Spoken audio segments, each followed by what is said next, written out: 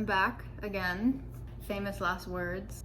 I just have this thing where I get like flooded with this new idea and it like completely like shorts out my brain, and all I can think about is this idea, and I get so like overly excited that nothing is more important than this new idea I have, and I like pour all of my energy into making it happen. And then once I'm actually doing this new idea, I often fall into a depressive state and hate whatever it is I am doing, whatever the idea was once I'm actually doing it, and quit. So in this case, I was making my YouTube videos, and I had noticed that after I took a break from filming to move and kind of had a gap where I wasn't filming, I looked at my stupid statistics and I was like, oh, no one's watching my videos. People are only watching like 10 seconds of my videos, when I was trying to make like 15-minute write with me videos and actually like encourage people to sit down for 15 minutes and work on their book or whatever. And I was like, what's the point of this if no one's actually doing it?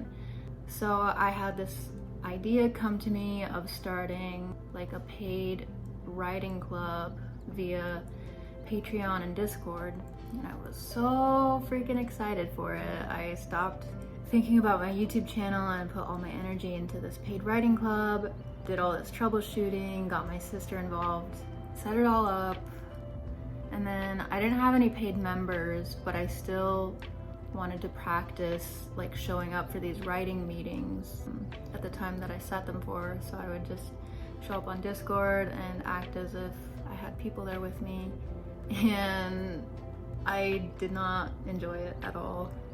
Yeah, I don't like being forced to show up at a certain time for something, you know, unless it's like work or whatever. I promise I'm on time for work. Yeah, so that just like really depressed me, and I just quit.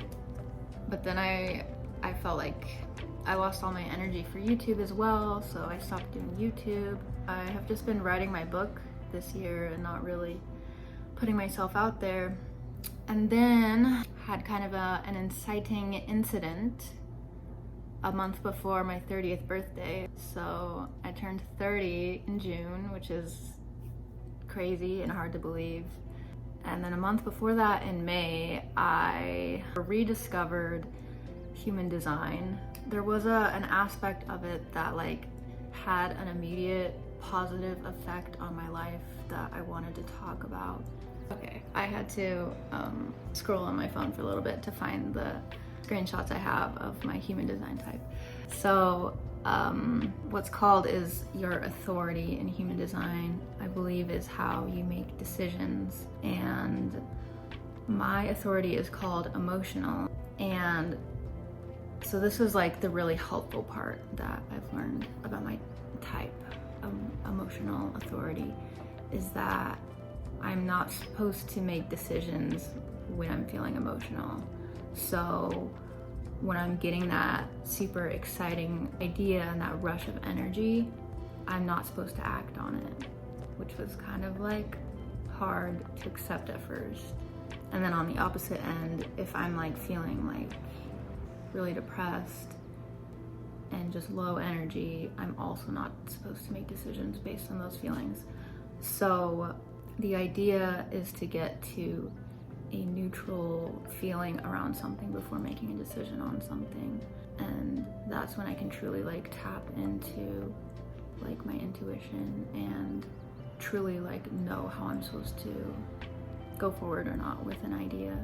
So what I've been doing since I learned about that is I just created a note in my notes app called my spark list, and that the spark for me is like the spark of ideas that I get periodically. I'll get this idea, feel really excited, and want to implement it immediately. Like say I get an idea for like an overhaul I want to do on my website, which in the past I would just immediately start acting on that idea. I would like lose energy or motivation for it, and hence why I have a million unfinished projects. So now what I'm doing is I get this idea, I add it to my note, my spark list. I just write the idea down, pour all the energy and excitement into this idea, and just make this like, you know, big paragraph, and that's it. I don't act on it. I just write it down and just leave it there and move on with my life. And then when I'm feeling like a calm, like grounded feeling in my body, I'll go back through the spark list and I'll look at all my past ideas and I'll see how I feel about them. And some of the ideas I've had, I'm like, ugh, I don't want to do that. And the other ones that still feel like, it's not like this overwhelming like adrenaline of excitement. It's just like, oh, this idea feels good. And I just keep coming back to it and it keeps feeling good. So that's what I did with YouTube. Every time I had an idea for YouTube, I would write it down in this list. And then every time I came back to any of my ideas about YouTube, I felt this like just calm, steady thread of like, yes, like this feels good.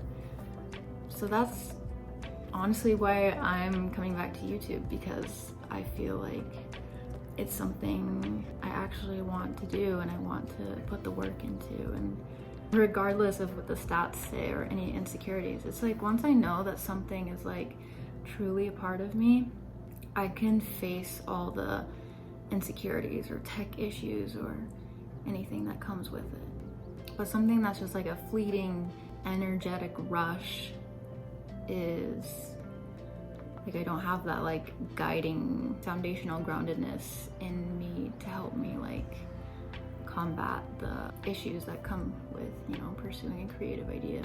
This honestly has the whole like human design thing, the spark list, it has like saved me so much time and energy, and I've actually been able to like focus on the things like I want to be doing, and it feels really, really good. Here we are, we're back, baby. Hopefully for good this time. I trust my spark list. I trust that this is where I'm supposed to be. So I'm gonna eat some lunch.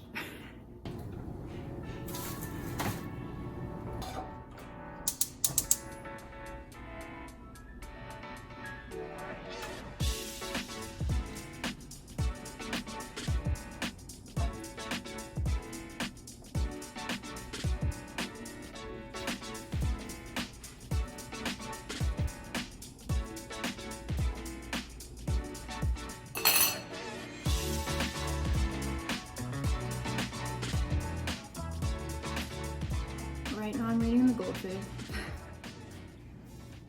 I am rereading The Goldfinch.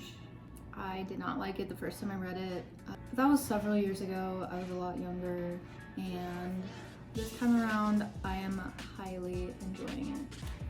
I'm almost done with it.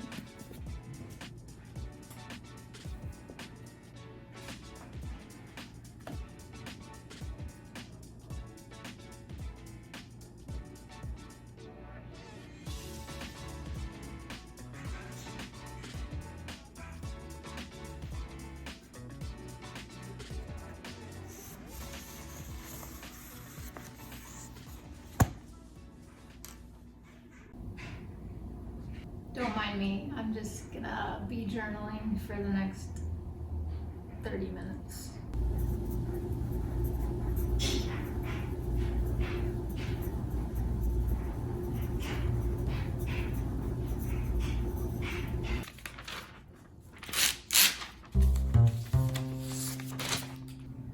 Now, this right here is one of my most prized possessions. This is a paper shredder.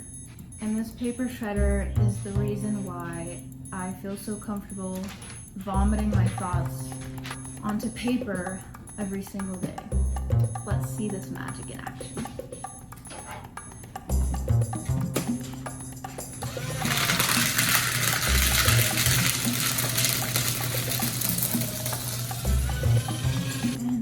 And there we go. Another day, another shred.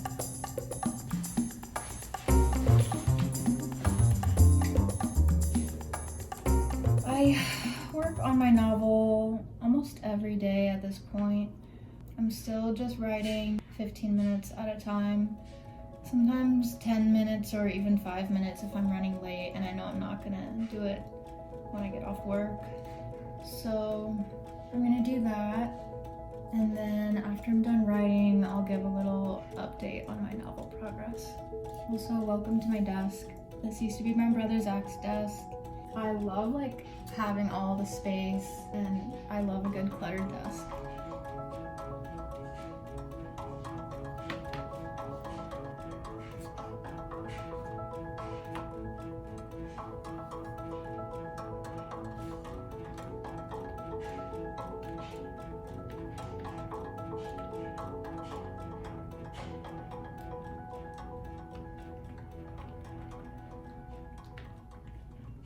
Okay, I finished my writing.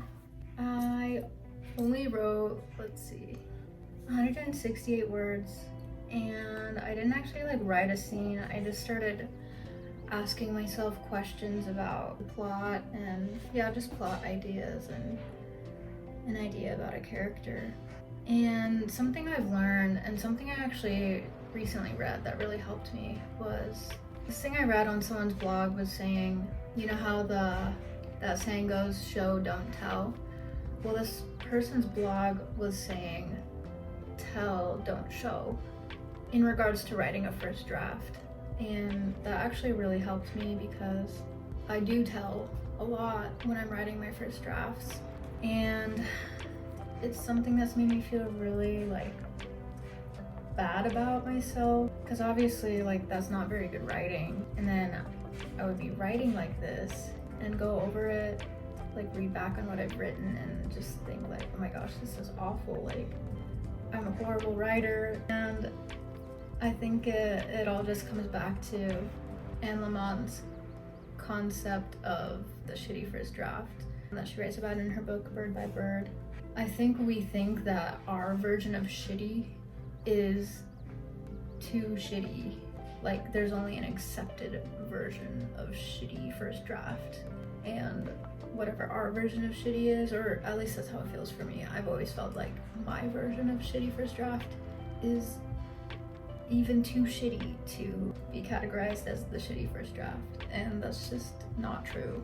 So I fully like owned and accepted like the tell, don't show aspects of writing a first draft and embraced the shitty first draft.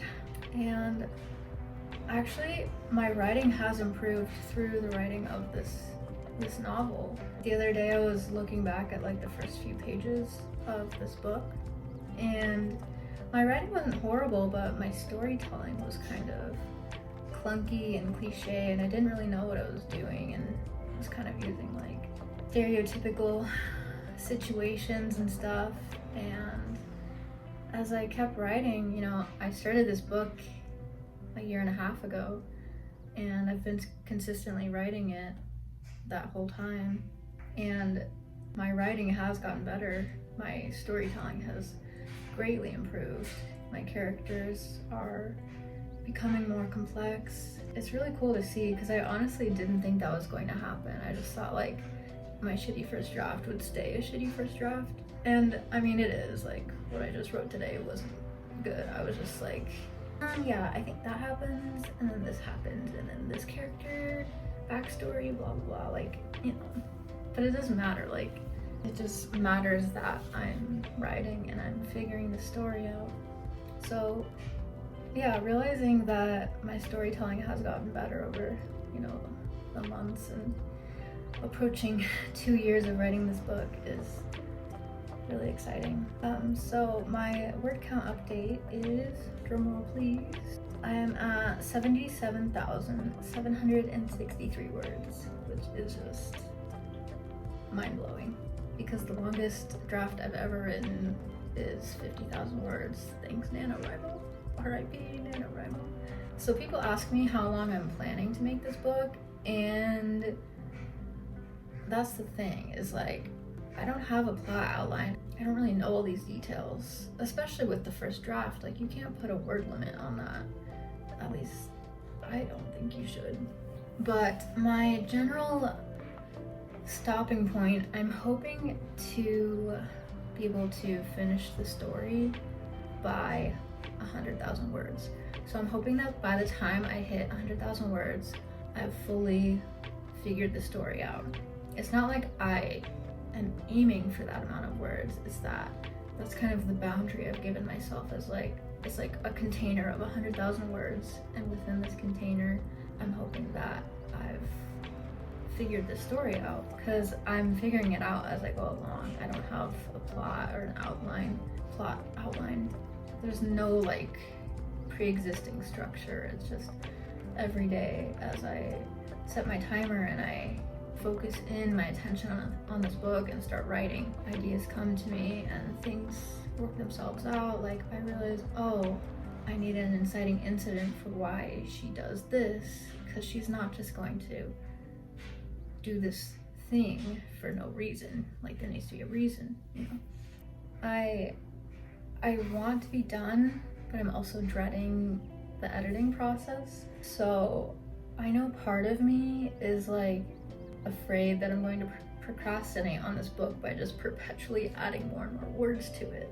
So that's something I am trying to be aware of, as I get closer and closer to that 100,000 word mark, is like, am I just afraid to complete this first draft and start the second draft and start the more intensive like structural process of this book? And yeah, I'm intimidated. I've never edited a book before, and even just editing like my personal essays that I write on my website, like those can be very mentally draining. Editing YouTube videos is draining. So yeah, I am kind of nervous, but I'm also excited. Like I'm actually like really writing a book. I'm really like going to finish this one, and I'm really going to like publish it and have it available for people to buy. Like this is the first book I've ever like fully intended to take it all the way, and regardless of all the fears and anxiety I'm feeling, nothing compares to like the like feeling I feel of like actually like living out my dream of like being an author. So whatever happens, I'm just gonna take it day by day. Yeah, I've been waiting for my dryer to finish so I can fold my clothes so I can go have dinner with my parents. So should be heading out soon. I will see you guys next time. Thanks for watching a little writing, author, literary update, and I will see you next time.